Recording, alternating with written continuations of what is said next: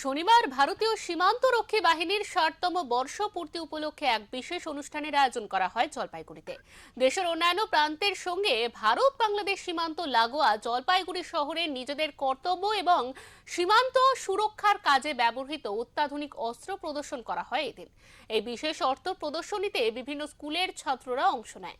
নিজের হাতে অত্যাধুনিক আগ্নেয় অস্ত্র এবং সীমান্ত পাহারার কাজে ব্যবহৃত নানান সরঞ্জাম স্বচক্ষে দেখতে পেয়ে আপ্লুত আগামী প্রজন্মের ছাত্রছাত্রীরা।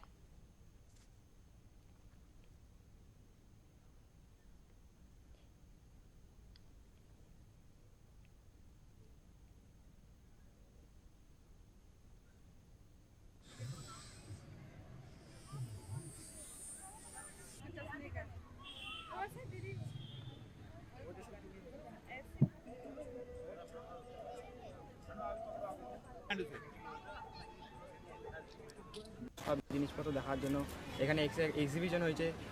বিএসএফের ৬০ বছরের পূর্তির জন্য এখানে এই এবিসি মাঠে একটি প্রোগ্রামের দ্বারা সব আমাদের বিএসএফদের বা ডিফেন্সের সব জিনিসপত্র এখানে দেখানো হয়েছে। তো আমার দেখে খুব ভালো লাগলো। আর ওখানে ওই পাশটাতে একটি বিএসএফের একটি কার্যকলাপের বা একটি ট্রেনিংয়ের সব জিনিসপত্র বা ট্রেনিং একটি ভিডিও বা ক্লিপ আমাদের দেখানো হয়েছে। ওই জিনিসটা আমাদের দেখে মোটিভেশন লেগেছে বা মোটিভেশন হয়েছি আমরা। তো আমাদের দেখে এটা খুব ভালো লেগেছে। আর এখানে একটি ডগ শো হয়েছে।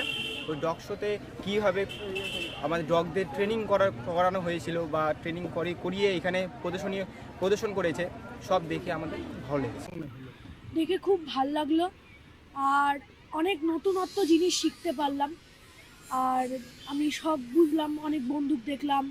তারপরে যারা বিএসএফের যারা জওয়ানেরা ছিল তারা বুঝালো যে কতটা রেঞ্জ, কোথায় এটা ইউজ হয়। আর খুব ভালো লাগছে। এর আগে কোনোদিন দেখেছো এই ধরনের না, প্রদর্শন? এটা ফার্স্ট টাইম দেখলাম এরকম। আর খুব ভালো লাগছে এরকম দেখে। কি অভিজ্ঞতা হলো তোমার?